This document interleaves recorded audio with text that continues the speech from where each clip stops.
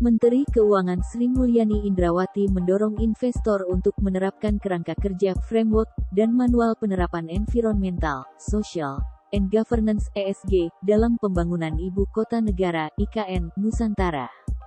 ESG merupakan praktik investasi dengan standar global yang memperhatikan keberlanjutan lingkungan, sosial, dan tata kelola perusahaan yang baik. Kami akan terus bekerja sama dengan otorita IKN, untuk bagaimana bisa menarik investor swasta dalam pendanaan dan pembangunan IKN, ujar Sri Mulyani usai peluncuran ESG Framework and Manual di Hotel Movenpick, Jimbaran, Bali, Sabtu, tanggal 12 November tahun 2022. Oleh sebab itu, ia mendorong, untuk proyek-proyek di IKN bisa memenuhi standar ESG.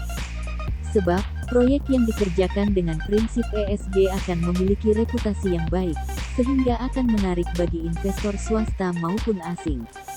Jika kita ingin menarik dana dari swasta atau internasional, maka cara strategis adalah memenuhi standar kualitas, termasuk ESG itu, kata dia. Menurutnya, pemerintah masih mengutamakan partisipasi pihak swasta dalam membangun IKN karena APBN hanya akan membiayai sekitar 20% dari total kebutuhan pendanaan.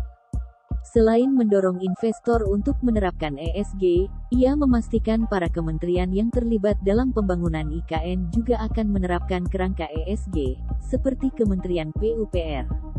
Sri Mulyani bilang, penerapan standar ESG diperlukan karena membangun IKN Nusantara bukan hanya sekadar memindahkan pusat pemerintahan, tetapi sekaligus menciptakan cara kehidupan baru yang mengutamakan aspek berkelanjutan. Bapak Presiden sering sampaikan, bahwa ini tidak sekadar memindahkan, tetapi menjadi cara hidup baru, termasuk dari sisi aspek green-nya, ucapnya. Terlebih, di sisi lain, prinsip-prinsip ESG memang sudah seharusnya diterapkan untuk pembangunan infrastruktur di Indonesia, yaitu memprioritaskan aspek ramah lingkungan, tidak merugikan, menguntungkan sosial, serta memiliki tata kelola yang sangat baik. Tentu sangat senang, bahwa prinsip ini akan dibangun dan ditumbuhkan terus, pungkasnya.